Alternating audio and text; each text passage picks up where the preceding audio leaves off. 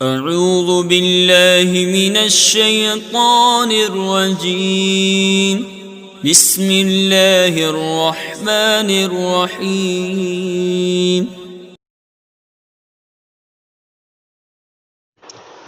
بسم اللہ الرحمن الرحیم۔ میں مجاہد حسین رضوی، استاذ دارالعلوم غریب نواز الہ آباد، درجہ رابعہ کے متعلمین سے مخاطب ہوں اور شرح جامی بحث اسم کا درس دینے جا رہا ہوں۔ آج کے درس سے متعلق جو عبارت ہے، پہلے آپ اسے بغور سماعت کر لیں۔ کہتے ہیں وَمَا يَقُومُ مَقَامَهُمَا أَيِ الْعِلَّةُ الْوَاحِدَةُ الَّتِي تَقُومُ مَقَامَ الْعِلَّتَيْنِ مِنَ الْعِلَلِ التِّسْعِ عِلَّتَانِ مُكَرَّرَتَانِ قَامَتْ كُلُّ وَاحِدَةٍ مِّنْهُمَا مَقَامَ الْعِلَّتَيْنِ لِتَكْرَارِهِمَا إِحْدَاهُمَا الْجَمْعُ البالغ إلى صيغة منتهى الجموع فإنه قد تكرر فيه الجمعية حقيقة كأكالب وأساور وأناعيم، أو حكما كالجموع الموافقة لها في عدد الحروف والحركات والسكنات كمساجد ومصابيح، وثانيتهما التانيث لكن لا مطلقا بل بعض أقسامه وهو ألف التانيث المقصورة والممدودة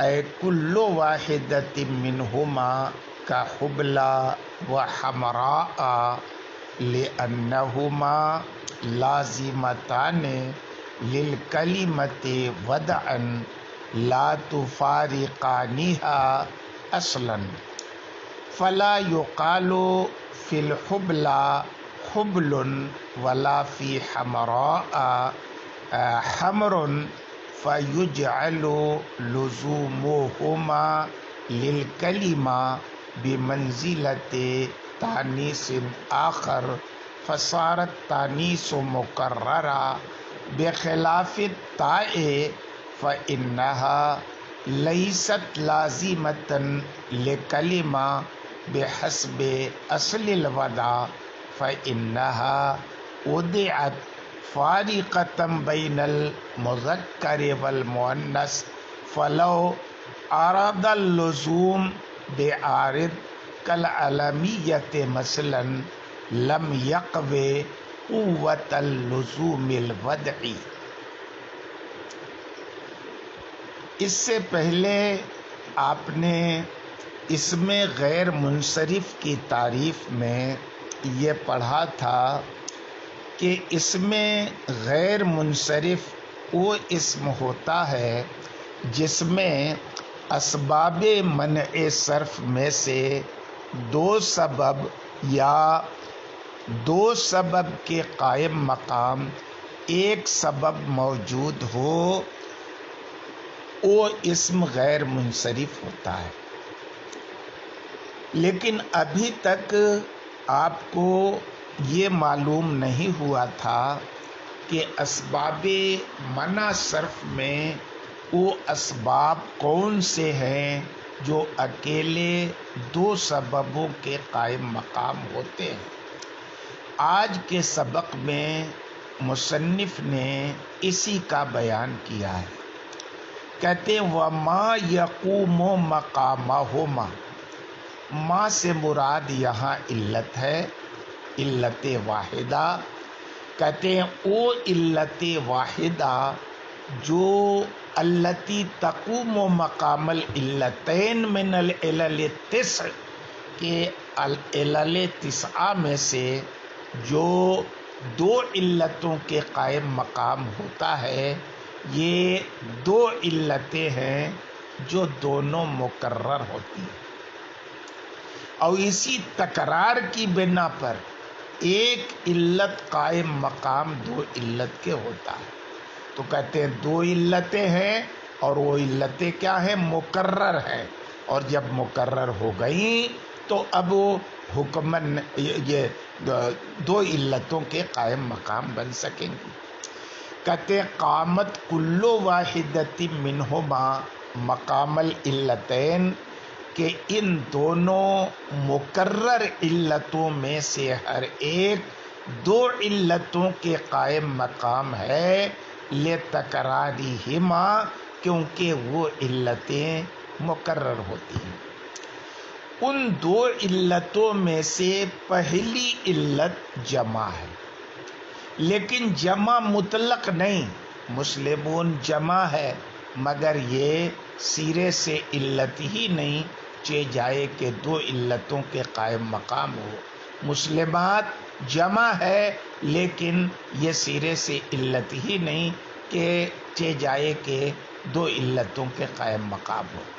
جمع سے مراد مخصوص جمع ہے، اور وہ کون سی جمع ہے؟ البالغ الی صیغۃ منتہی الجموع، وہ جمع ہے جو صیغہ منتہی الجموع تک پہنچ چکی ہو۔ کیوں یہ ایک علت دو علتوں کے قائم مقام ہوتی ہے؟ کہتے اس لیے ہوتی ہے کہ اس میں جمعیت مقرر ہو جاتی ہے۔ کہیں جمعیت مقرر ہوتی ہے حقیقتاً، اور کہیں جمعیت مقرر ہوتی ہے حکماً۔ جمعیت حقیقتاً کہاں مقرر ہوتی ہے، اس کی مثال دو پیش کی ہے شارح جامی نے۔ کہتے ہیں جیسے تین پیش کی ہے، جیسے اکالب، اساور، انائم، کہ اکالب یہ جمع ہے اکلب کی، اور اکلب جمع ہے کلب کی، کلب کا معنی عام ہے کتا۔ اسی طرح سے اساور یہ جمع ہے اسویرتن کی، اور اسویرتن جمع ہے سوار کی، سوار کا معنی کنگن آتا ہے۔ اسی طرح سے انعیم جمع ہے انعام کی، اور انعام جمع ہے نام کی، یہ جمع الجمع انعیم ہے۔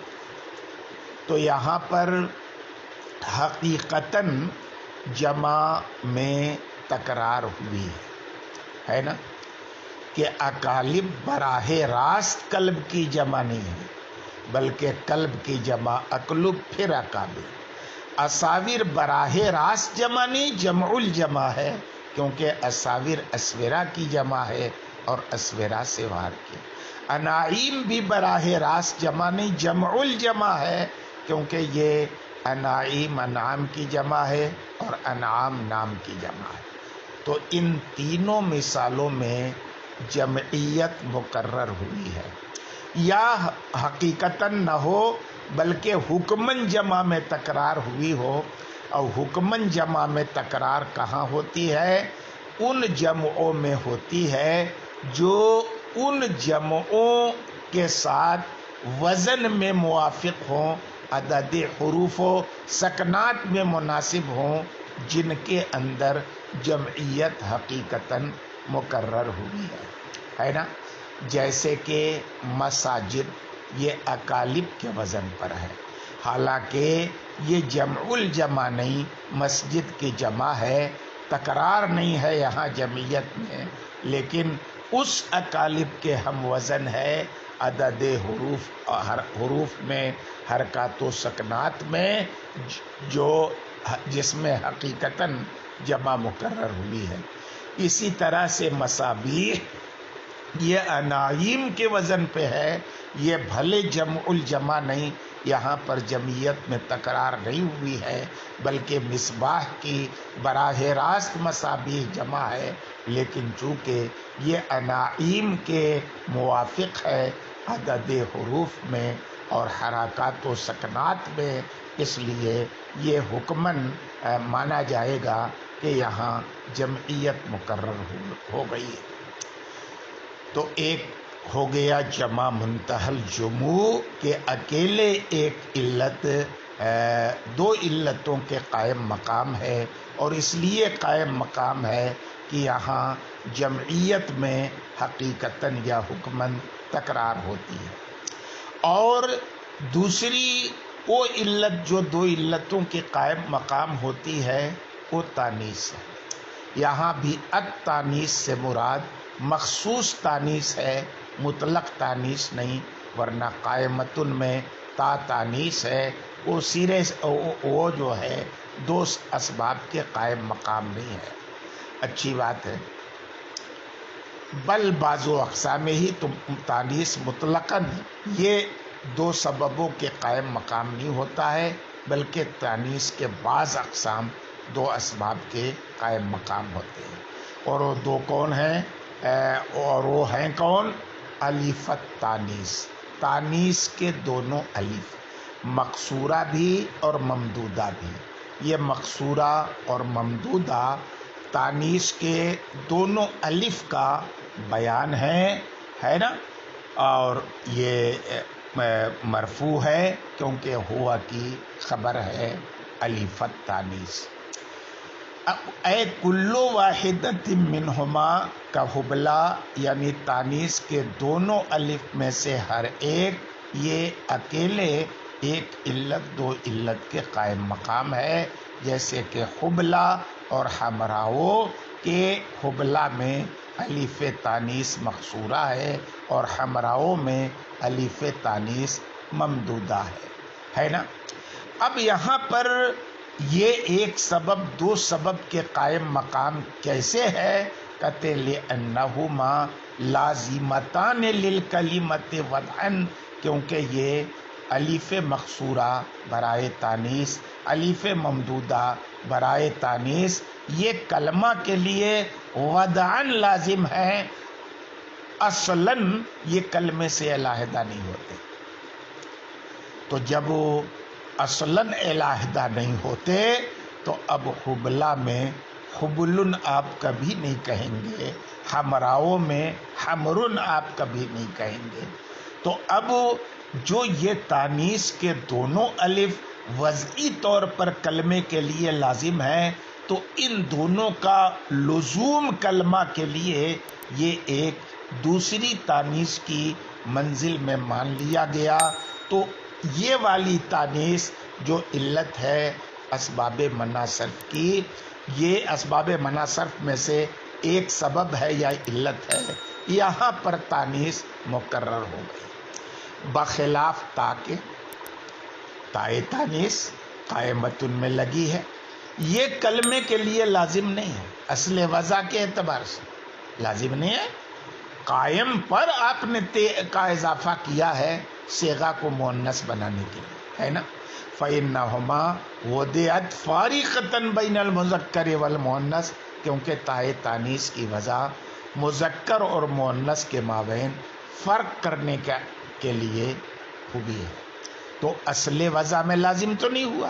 ہاں کبھی کبھی کلمے کے لیے یہ والی تا بھی لازم ہو جاتی ہے، لیکن عروض ہوتا ہے، یہ لزوم عارضی ہوتا ہے، وضعی تو ہے نہیں، عارضی ہوتا ہے۔ عارضی کیسے ہوا؟ مثلاً آپ نے قائمتن کسی کا علم رکھ دیا، تو اب ظاہر ہے علم رہتے ہوئے جب تا کے ساتھ آپ نے علم رکھا ہے تو یہ تائے تانیث بھی قائم سے جدا نہیں ہو سکتی، لیکن چونکہ یہ عروض ہے، یہ لزوم عارضی ہے، لزوم وضعی نہیں ہے، اور لزوم عارضی کے اندر اتنی قوت نہیں ہے کہ اسم کو اصل سے یعنی انصراف سے ہٹا کے عدم انصراف کی طرف منتقل کر دیں. تو کہتے ہیں کہ اگر تا کو لزوم عارض ہو جائے، کلمے کے لیے لازم ہو جائے کسی عارض کی وجہ سے، مثلا علمیت، تو لم یقوے قوت اللزوم الوضعی، تو یہ اتنا طاقتور نہیں ہوگا یہ والا لزوم جتنا طاقتور وضعی لزوم ہوتا ہے. اور ظاہر ہے اسم کو اپنی حصل سے ہٹانے کے لیے طاقتور چیز چاہیے جو لزوم عارضی میں نہیں ہے. اس لیے تائے تانیث یہ دو سبب کے قائم مقام علت نہیں بن سکتی. آج کے سبق میں اتنا ہی، باقی کل انشاءاللہ تعالی.